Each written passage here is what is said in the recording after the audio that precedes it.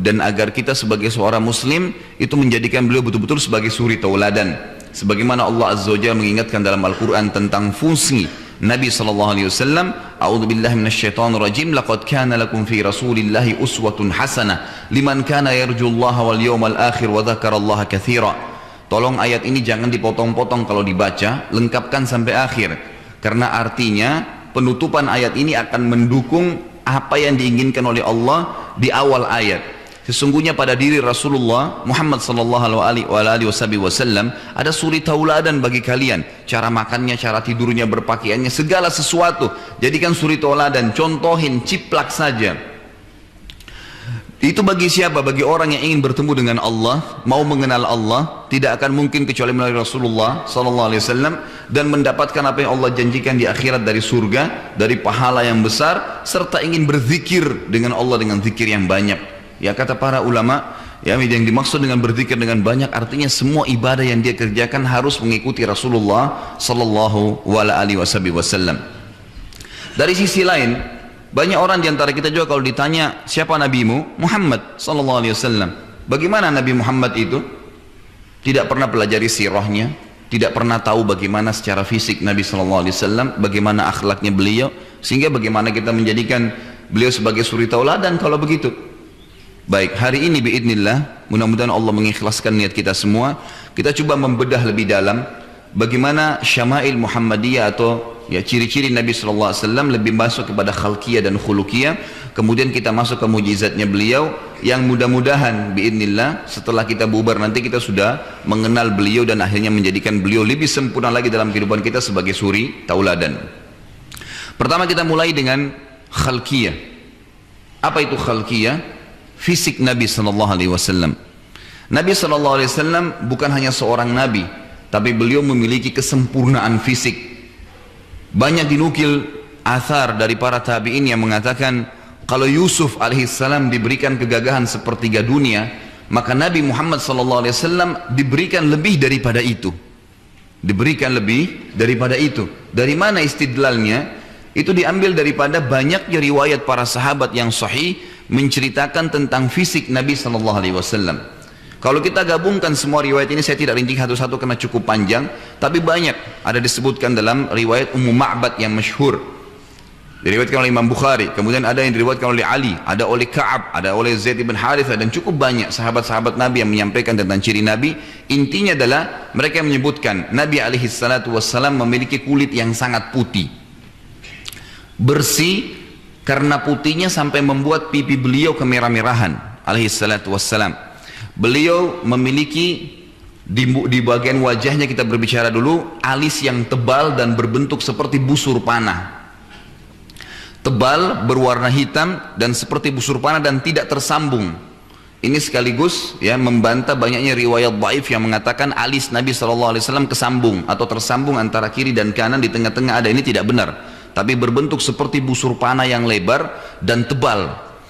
Lalu beliau memiliki dua bola mata yang besar, yang di tempat tumbuh bulu matanya itu berwarna hitam, seakan-akan beliau menggunakan celak mata, padahal sebenarnya tidak.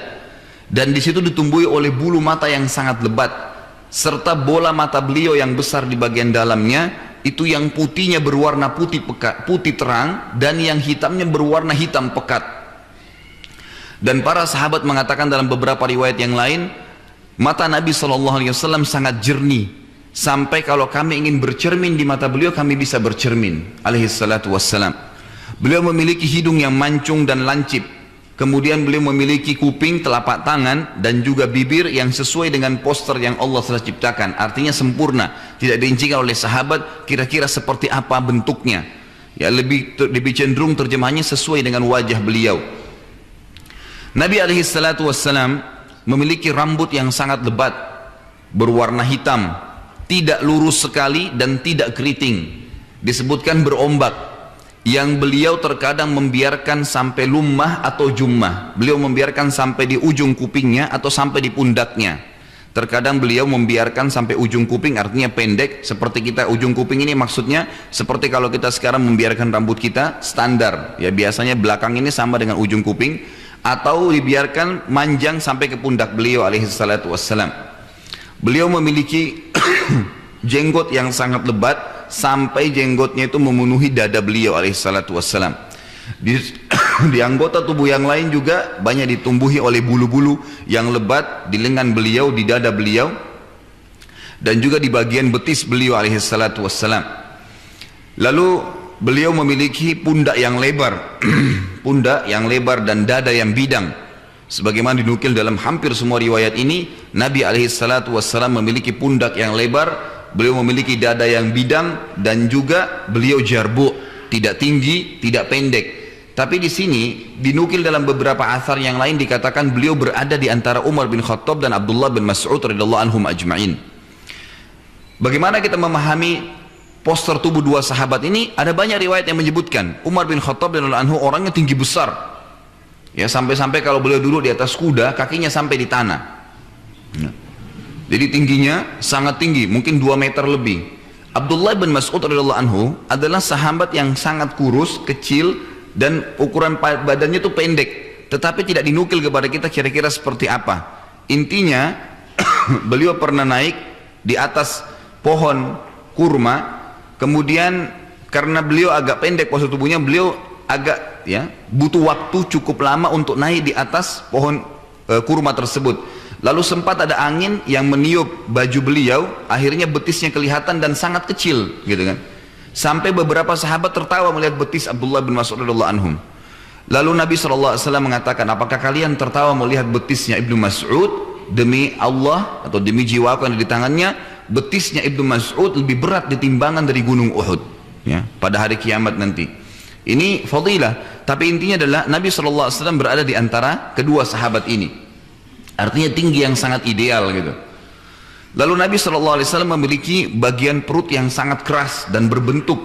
Sebagaimana dinukil dalam beberapa riwayat yang lain, ada beberapa sahabat yang mengatakan pada saat terjadi perang Khandak, dan nanti akan kita sebutkan, sempat tersingkap perut Nabi SAW, dan mereka mengatakan kami temukan perut Nabi seperti batu yang tersusun.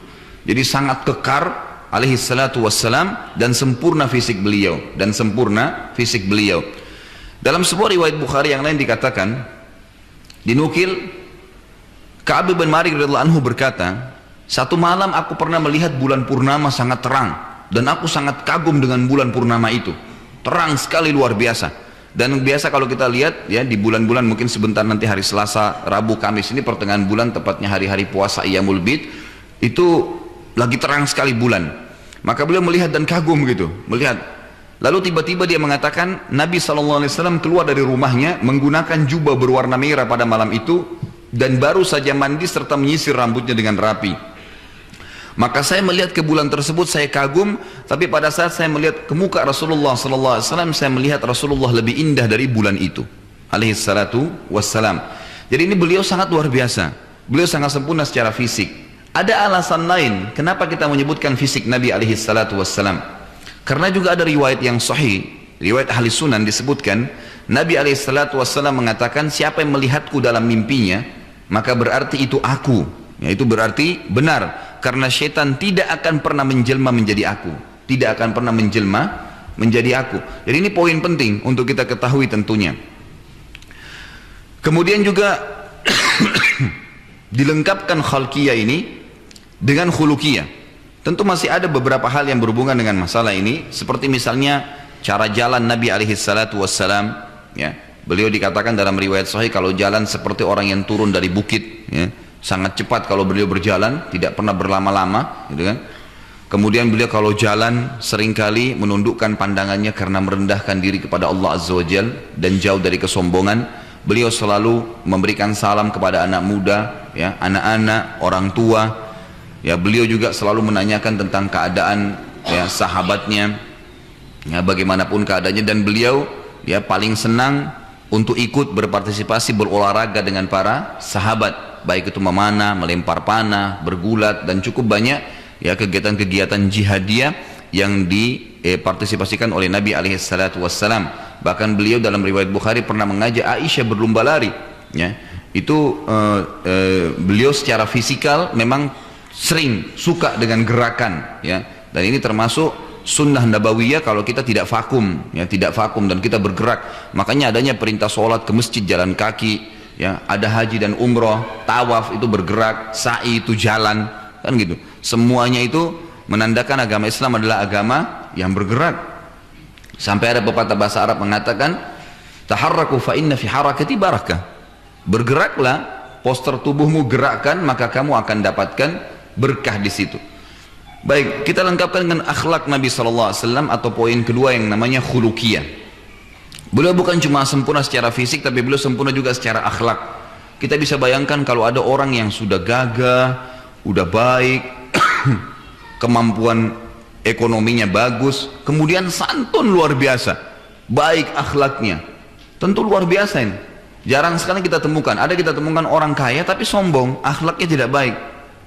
Mungkin kita temukan orang tidak mampu, ya, atau orang yang tidak punya kekayaan tapi fisiknya sempurna, ada kekurangan, tapi Nabi SAW semuanya sempurna.